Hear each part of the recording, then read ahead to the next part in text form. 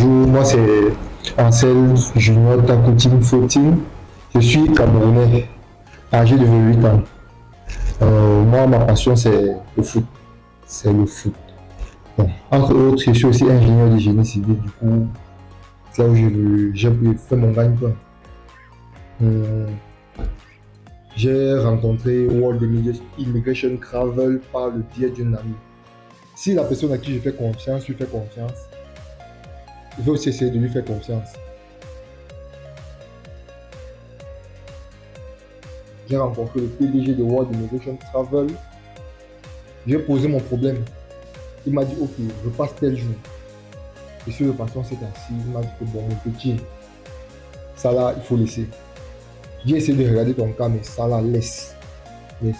Fais plutôt une résidence permanente. Tu as le profil et tout. Vas-y, fais ça, tente ça. Moi, il me suis dit, ah, moi, il n'y a pas l'argent. Il n'y a pas, c'est le premier problème là-bas, c'est l'argent. Il n'y a pas l'argent.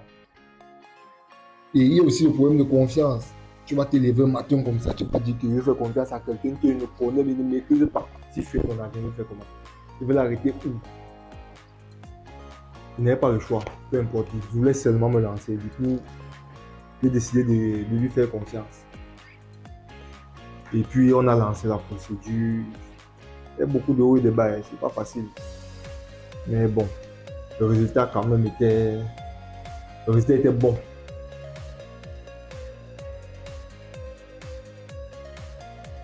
C'est la transparence. La transparence dans les étapes à suivre de la procédure. Quand je suis arrivé, quand j'avais mon problème c'était la confiance. C'était le plus gros problème d'abord parce que on vaut les choses payer les gars, on va pas se mentir. Parfois on peut même te sortir un truc comme ça, un visage. On attrape ton fou là-bas, tu peux plus bouger, on t'a frappé au pays.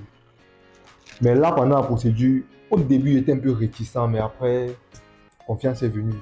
Vu qu'il y avait une transparence, mais pas croyable, les gars.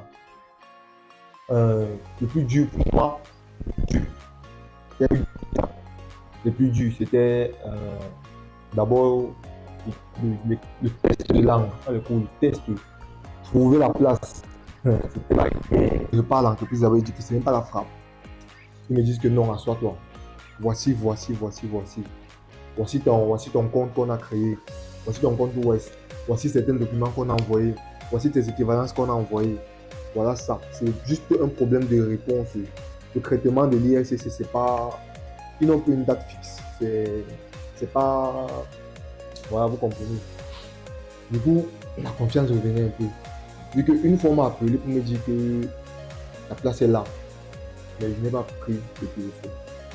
Tous mes camarades avec qui ils sont partis composer. Ah oui, le gars m'a dit que ça va. Ils sont comme ça là. Vraiment, on n'agit pas. Parce qu'ils ne comprennent pas le genre de poisson. Mais bon, chance qu'il n'ait pas fait ça. Et plutôt, je me suis calmé. Je suis allé revoir le directeur. Il m'a dit que bon, le TCF là, c'est un peu trop fermé. Et seront plutôt le TEF. Vu qu'avec le TCF, on est allé même au Congo, même au Gabon. Rien. Là, c'était apprise. Donc, il m'a dit le TCF et tout. Je me suis dit, ah, le TCF encore. Donc, je vais recommencer. Sans savoir que moi, le TEF est, on va dire, un cran au-dessus. Un cran au-dessus du TCF. Du coup, j'avais à les bases. J'avais à les bases pour dedans et tout. Elle m'a proposé ça. Vu que je voulais d'abord lui faire confiance, j'avais envie de faire confiance. J'ai dit que vas-y, je vais encore essayer. J'ai décidé à sa proposition d'aller composer le TCF. Et il m'a trouvé la place 2 jours après. Au nord, à Garoua. Il m'a trouvé la place à Garoua. Il m'a demandé de me préparer. Il y avait 2 semaines devant moi pour me préparer. 2 semaines de préparation et 1 semaine de voyage pour arriver à Garoua. Je me suis préparé, arrivé à Garoua, tout s'est bien passé. Donc du coup, pour revenir à l'agence, quand je suis allé composer et tout, j'étais un peu, je ne sais pas comment m'avait dit ça. J'étais stressé, mais en même temps, j'étais un peu fier, tu vois. J'étais un peu rassuré. Vu que dans certaines agences, dans l'agence ici, là, il y a pas de la transparence, mais ça va encore au-delà de la transparence. Parce que tu es chez toi, tu as croisé tes pieds comme ça, tu ne fais rien. Tu donnes ton argent, on te dit va composer là-bas. Le billet du bus. les réservations pour l'hôtel même, la réservation pour le test de l'arbre, la réservation pour les cours de l'arbre, tout est fait. Tu ne travailles pas. Tu restes juste, tu profites de ta vie. Maintenant, on te dit que bon, on va faire telle chose, on va faire ceci. Et il faut savoir qu'à la base, quand tu vas venir pour signer ton contrat, on va te demander tous tes documents, tout le nécessaire, tout. Ce sera en mode, le prochain document que tu vas donner, ce sera peut-être à la deuxième phase de la procédure.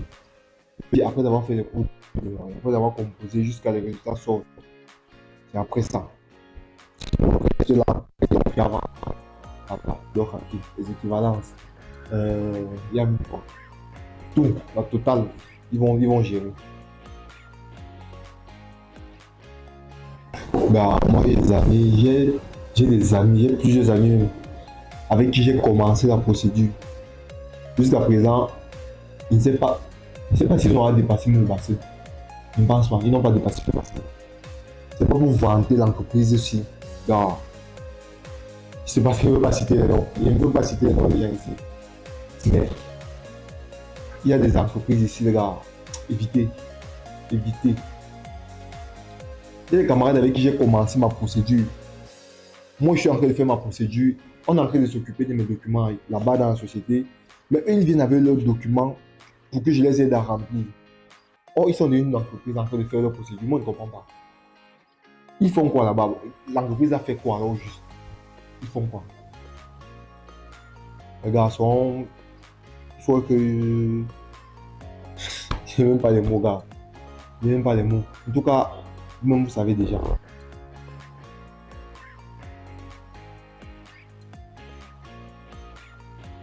Il y a un truc que j'ai oublié de vous dire. On se connaît ici au pays. Là, je suis resté comme ça, on m'a dit. C'était après être tiré du bassin. On m'a dit, il va faire la visite, il va faire la biométrie, va. Mais moi, de mon côté, je m'étais déjà renseigné avant. Je me suis renseigné chez certains amis qui ont fait la procédure ailleurs et tout. Je me suis dit que, ils m'ont expliqué, ils m'ont dit que non, après être sorti du bassin, on va soumettre certains documents, on va soumettre ta demande de ta présence permanente. Moi, on ne m'a pas dit ça. On ne m'a pas dit qu'on a... Je me suis dit, si je pars là-bas, est-ce qu'on va pas m'arrêter? Est-ce que ce n'est pas plutôt un guet-apens? Est-ce qu'on va pas m'arrêter? Arriver là-bas, on va m'arrêter que bon, faute. Vu que c'est un truc qui concerne le Cameroun, parce que si ça concerne le Cameroun, on sait comment on peut bouger. Là-bas, c'était autre chose. Donc du coup, j'étais un peu inquiet. J'étais en panique. Donc, j'ai décidé d'aller faire la visite et moi, j'étais surpris. J'étais surpris, sans me demander, parce que je avant de souhaiter maintenant. On m'a dit que mon petit, comme la visite est sortie là, tu es sorti du bassin, et puis ta lettre de résidence permanente qui est arrivée, il faut que tu payes, tu dois donner l'argent, c'est normal, c'est pas comme si c'est normal. Non. Moi j'étais surpris. Il faut savoir que même après la visite, de la biométrie, alors, on n'était pas toujours tranquille. Il n'était pas tranquille. Je ne sais pas, mais il n'était pas tranquille. Du coup, moi, je suis resté un bon matin. L'agence m'a envoyé une capture d'écran en me disant il faut déposer le passeport. J'étais en mode, ça c'est encore quoi? Moi, j'ai fait la visite, la biométrie et la visite. Ça fait pas 2 semaines. On me dit de partir déposer le passeport. C'est pourquoi. Généralement, il y avait souvent suivi les histoires qu'on raconte souvent là. Cette personne dépose le passeport et puis il doit rejeter dedans. Je me suis d'abord dit que bon, c'est pour rejeter mon passeport, vu que la visite de la biométrie n'était pas d'abord très sûre. Qu'est-ce que j'ai fait? Je me suis mis en prière. Au jeûne restait 3 jours sans manger, sans boire. J'ai fait. Il y avait même juré qu'il ne peut jamais faire les conneries comme ça. Je me suis assis 3 jours sans manger, sans boire, 3 jours, 72 heures, comme ça. Et puis, quand je suis allé déposer mon... Parce que ça, c'était après avoir déposé le passeport. Quand j'ai déposé le passeport, je me suis assis, j'ai fait mon test et tout. Et puis, c'était une semaine. 5 jours.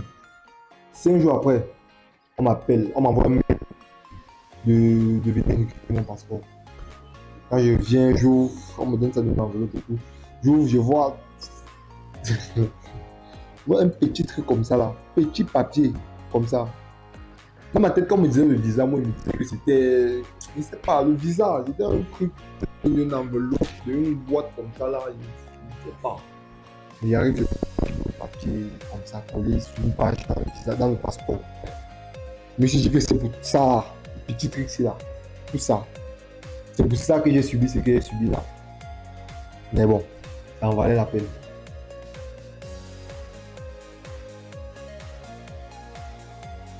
Quand moi j'ai eu mon visa, je me suis dit, en vrai, c'est comme si je ne méritais pas ça. C'est comme si c'était juste l'œuvre du Seigneur. C'est comme si c'était parce que j'ai prié et puis j'ai jeûné que j'ai eu ça. Parce que je me dis que si je ne faisais pas ça, peut-être, je n'allais pas l'avoir.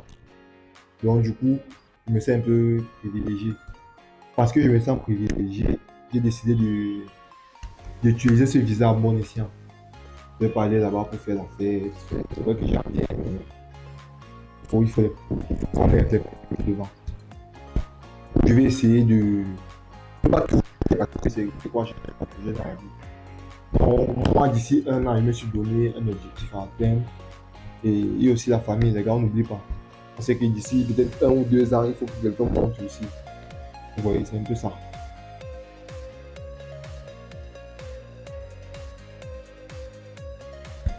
Je ne vais pas me jouer le rôle de grand conseiller, mais pour le peu que j'ai vécu ces mois-ci, durant toute ma procédure là, pour le peu là, les gars, il faut faire très attention.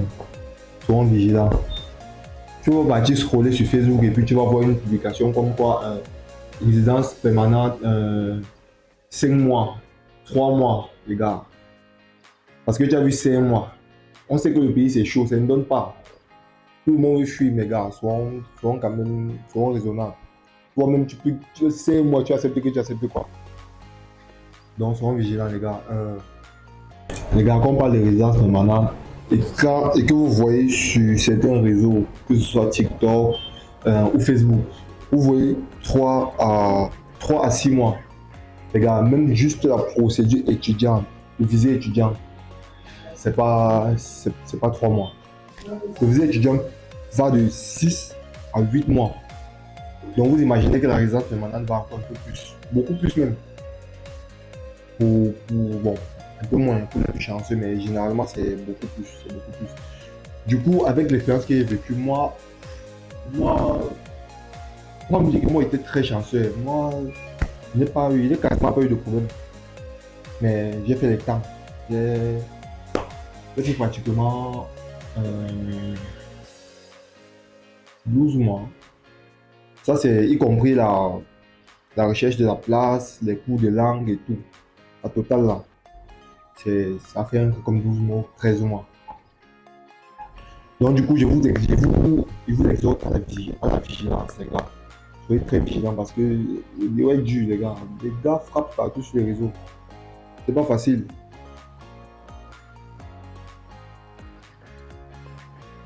Moi, je vous recommande Total pour l'immigration travel, les gars. Moi, je vais d'abord adresser certains remerciements. Je veux m'adresser particulièrement au PDG, Monsieur André Emira, et puis aussi il y a Yola, il